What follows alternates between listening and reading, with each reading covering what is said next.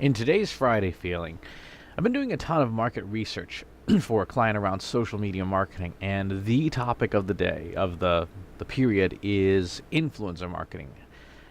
Everyone is asking us questions about it. How do I measure influencers? How do I find influencers? What are the best tools? Who are the best people? Etc., etc.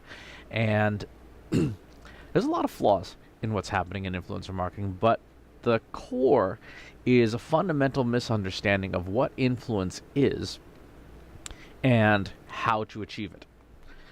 So, influence is not new. Influence or persuasion or the ability to get people to do what you want them to do has been around for millennia. One of the classical definitions of influence, one of the ones that has stood the test of time, is Aristotle's, which he coined in 322 BCE. So we're talking literally almost 2,500 years ago. And Aristotle's definition of not influence, because he didn't use that word, he used persuasion, had four dimensions: ethos, pathos, logos, and kairos. Ethos is authority or credibility. How credible is the speaker in the eyes of the audience? What kind of authority do they have to be speaking on the topic? Pathos is an appeal to emotion. How emotionally engaging is a speaker? How well can they incite emotion from the crowd? Logos is the appeal to the rational, to the logical, to the facts of a matter. And kairos is time and place. Greeks have, the ancient Greek language had two words for time: chronos, which is time itself, and kairos, which is more time and place, sort of context. When a speaker's speaking, are they speaking when the audience is receptive to their message?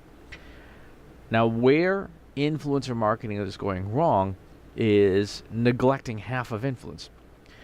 Brands have gone overboard on ethos and pathos. Ethos, the authority of the speaker. In influencer marketing, this has turned into who's got the loudest mouth or who has the biggest following. And while there is validity to that in terms of ethos, by definition, if 1 million real people are following you, you have influence. My friend Tom Webster says that. But is it the right audience? And the other aspect where brands overfocus is pathos, is how emotionally engaging is that influencer? How popular are they? How excited do they get the audience? And you see in some cases people hiring influencers who they have that emotional appeal, but they're a complete mismatch with the brand. Where brands just drop the ball is on logos and kairos. Logos is the appeal to the rational. And a ton of influencers don't really know what they're marketing. They're just talking about the thing. And it shows when you ask any questions in depth. And brands also neglect that aspect of kairos, the context. Is an influencer a good fit for the brand? Is an influencer in the right time and place to be impactful for the brand? Or are they just kind of doing their own thing? One of the criticisms of one of the programs I'm in, B2B tech program, is that the influencers, the social influencers that participate, don't know the product and can't advocate for it effectively. And the perception among the brand's loyalists are that the influencers are really more promoting themselves and taking money from the brand to use the brand's reputation to promote themselves, which can be a valid criticism. So ethos and pathos go overboard, logos and kairos don't get invested enough. And that's where influencers also drop the ball too. Influencers focus on those things because it's what the brands who are paying the bills focus on. But if an influencer is not developing that logos, that expertise, that ability to appeal to the rational. Hey, this pack of gum uses no genetically modified chemicals. This server stores all of its data in a particular type of encryption. If an influencer does not have or does not develop that expertise, then they are presenting an incomplete picture to their audience, and in some ways dampening the credibility of their credibility with their audience. And if you don't have logos, eventually it ends up disrupting your ethos.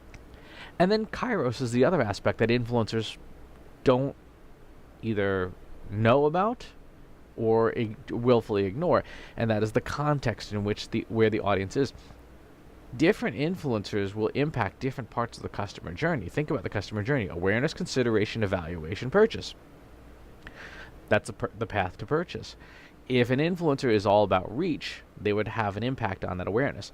If an influencer is focused more on authority or connection, authority would be sort of that middle, that consideration phase. Hey, is this product or service or company something I want to do business with? I'm going to go ask an authority.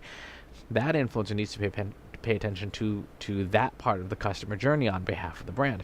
And then that connector, someone who can make those connections, they're more towards the end of the buyer's journey in some ways, because when people say, hey, who do I know that's a good resource for analytics? Oh, you should talk to Hillary Mason. And, that person, that connector helps bridge that gap to create that last jump into purchase.